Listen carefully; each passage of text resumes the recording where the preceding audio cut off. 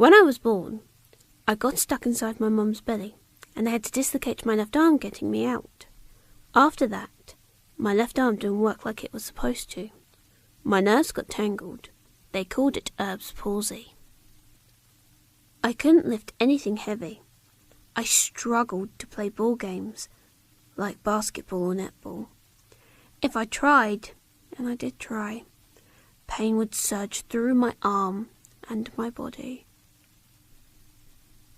Sometimes it would hurt so much I just wanted to give up. My arm's useless. I'm useless. I wanted to be like all the other kids, but I couldn't. I was always having operations to undo what happened to my left arm. I was in hospitals a lot. We called one of the hospitals Timbuktu. I was too young to understand the real name of the hospital, and I think my mum was getting fed up with me asking where I was and what was happening to me. The operations lasted until I was 4.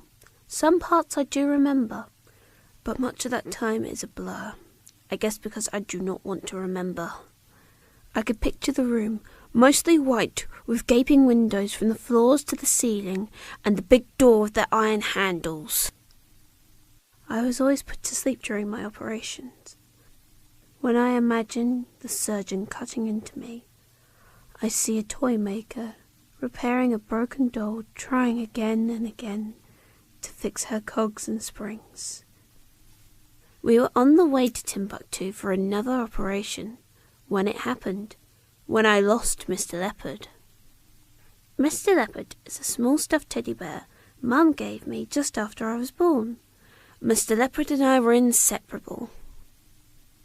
Mum couldn't hold my hand during my operations, but Mr. Leopard was always right beside me, my guardian. So we just got off the train at London Victoria, and we only had a few minutes to get to the hospital, so the chase was on, people buzzing past us like racing cars. I don't know what it was, sweeties, donuts, chocolate, but suddenly I became aware of this delicious smell, and I couldn't concentrate on anything else. I didn't even realise I dropped Mr. Leopard until I turned to see him slipping into the abyss between the platform and the train. I ran towards the edge of the platform, but it was too late. It was so dark down there, I couldn't see him. I began to cry and point, jabbing my finger at the gap, sobbing, and then my mum was crying too, because now we were going to miss my operation. Suddenly, a man ran past in a blur. In the next moment, he was holding his hand out to me, Mr. Leopard, curled safe on his palm. We thanked the stranger over and over, and then we ran as fast as we could to the hospital.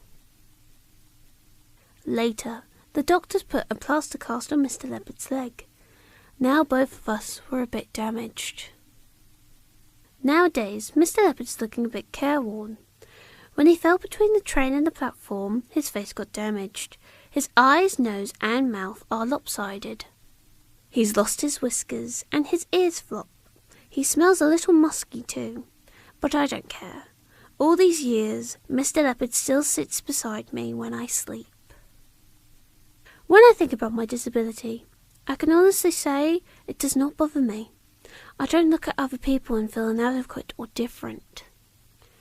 If I fail at something, if I struggle, I just need to pick myself up and get on with it. It's like Mr. Leopard. His scars are part of why I love him, just like my scars are a part of me.